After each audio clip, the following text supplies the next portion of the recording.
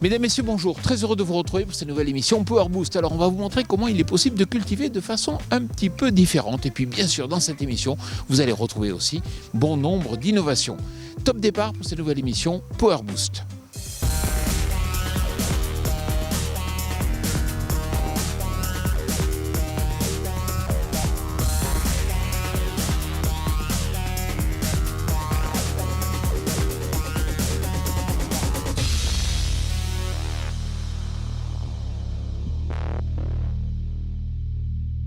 Salut les Power Boosters, les fêtes de fin d'année arrivent à grands pas et niveau thunes, c'est un peu compliqué cette année pour rincer la famille.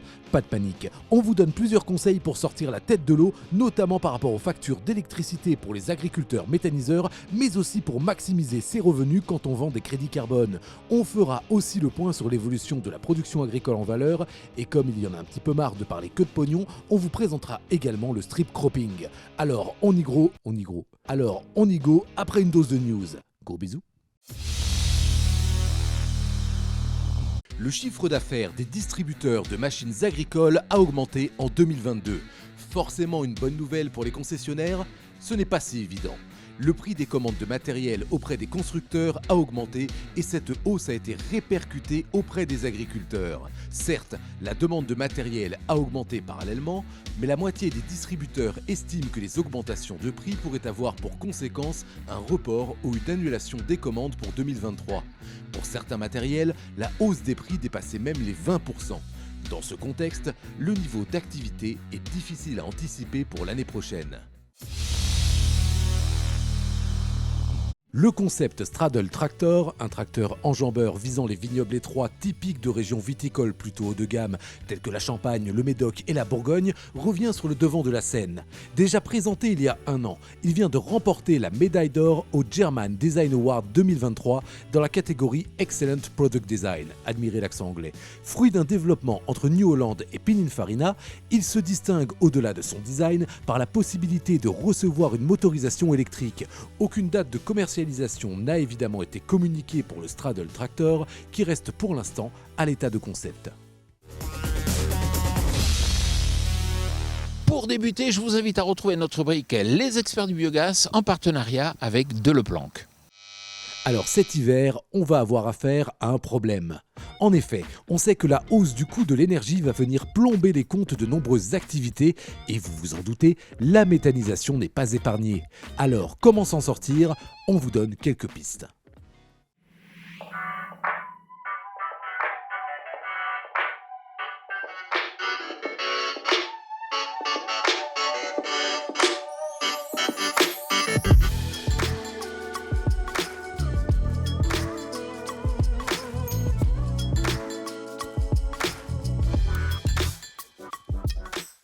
Une donnée simple pour prendre en compte la mesure du problème. Alors que les charges d'électricité pour une unité de méthanisation représentent habituellement 10 à 15% des charges totales, elles pourraient monter à 30% cet hiver.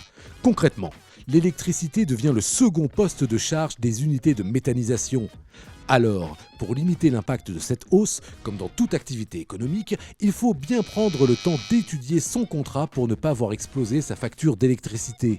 Sur ce type de négociation, il peut être intéressant de solliciter une aide extérieure. Le deuxième axe clé est de pouvoir optimiser sa consommation électrique. Pour cela, il faut analyser les consommations pour voir s'il est possible de fonctionner avec des tarifs préférentiels et déterminer si les étapes qui consomment le plus d'électricité sont en phase avec le moment où l'électricité est la moins chère.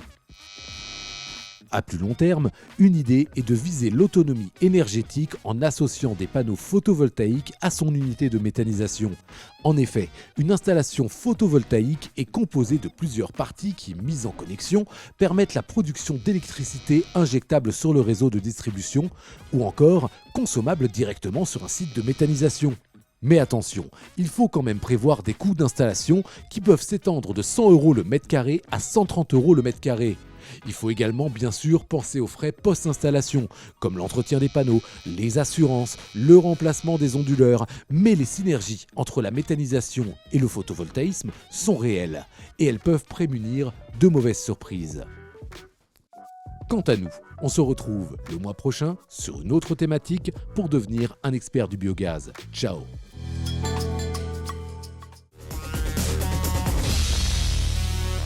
En 2022, la production agricole en valeur progresse de 17,4% dans un contexte mondial marqué par la hausse des coûts de l'énergie et des matières premières. Mais ce résultat masque des disparités. Le climat chaud et sec de l'été a fortement pénalisé les récoltes de céréales, protéagineux, betteraves et pommes de terre. La production de céréales diminue ainsi de 10,9% en volume. En revanche, la production viticole s'accroît de 32,2% en volume, bien que plusieurs vignobles aient été touchés par la chaleur ou par la grêle. Résultant de ces évolutions contraires et dominée par l'évolution des prix, la production végétale progresse légèrement en volume, mais notablement en valeur. La production animale s'élève quant à elle de 17,3% en valeur, l'augmentation des prix surcompensant la baisse des volumes. Au final, selon le compte prévisionnel de l'INSEE, la valeur ajoutée de la branche agricole progresse nettement en 2022. À présent, je vous invite à retrouver notre rubrique Carbon Farming en partenariat avec BSF.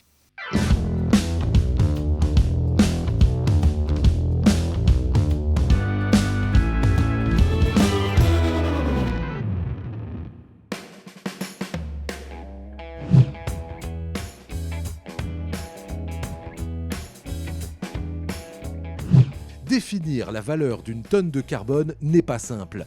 La plateforme d'information en ligne Compensation Carbone estime qu'en 2021, les crédits ont été vendus en moyenne à 4,6 € la tonne de CO2. Mais attention, ce prix moyen, et disons-le plutôt décevant, masque cependant une grande disparité entre des prix de vente qui dépendent grandement de la localisation, de la labellisation et de la nature des activités.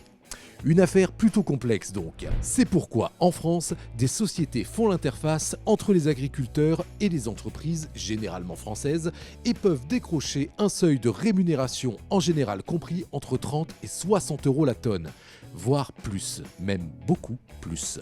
Alors récemment, on a assisté vraiment à une hausse du prix du carbone.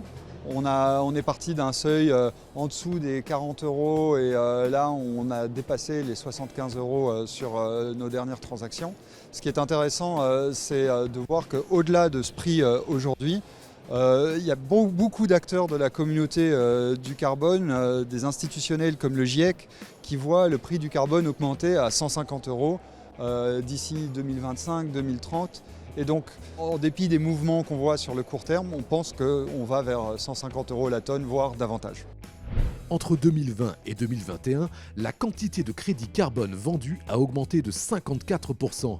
Une donnée positive, mais à relativiser par le fait que seuls 20% d'entre eux ont été cédés à des entreprises françaises.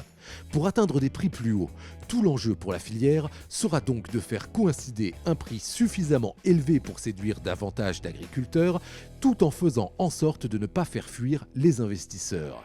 Affaire à suivre.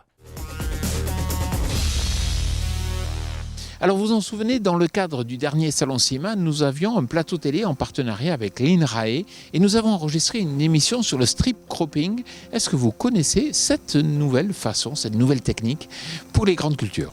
Dans votre ferme, vous pratiquez le strip cropping. Comment ?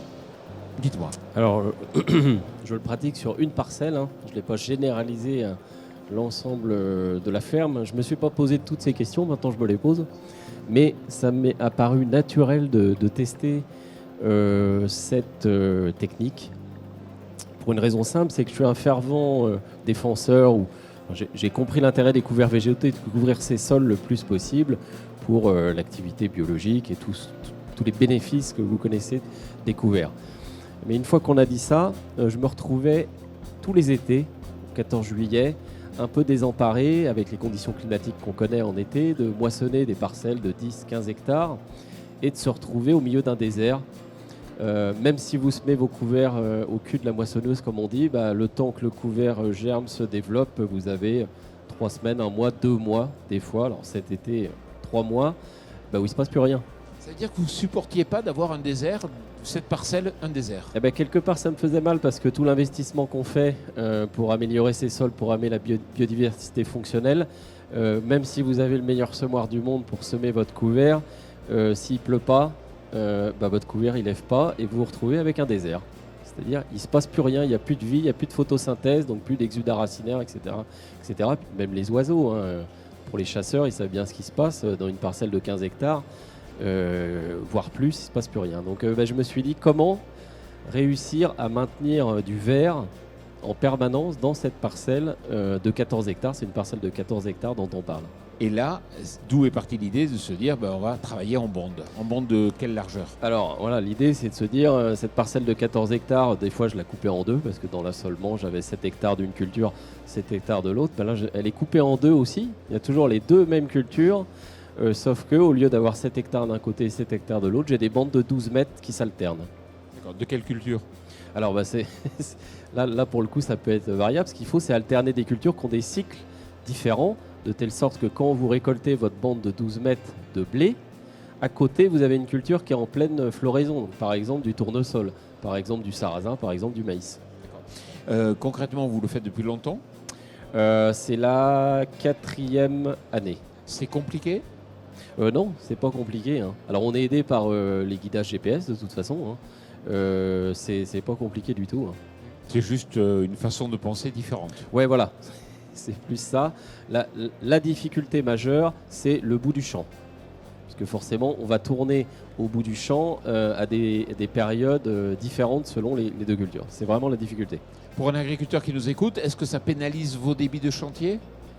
Non, pas réellement. Pas réellement. Parce qu'en plus, même c'est des bandes de 12 mètres, donc c'est des multiples de machines existantes en général sur les fermes, hein, 3 mètres, 4 mètres, 6 mètres. Et quand vous tournez au bout du champ, à la rigueur, vous savez que quand les tracteurs sont équipés de GPS, de plus en plus, même quand vous n'avez qu'une seule culture dans une parcelle, vous travaillez en bande, hein, et non plus en aller-retour. Donc à la rigueur, ça va dans le sens. Hein.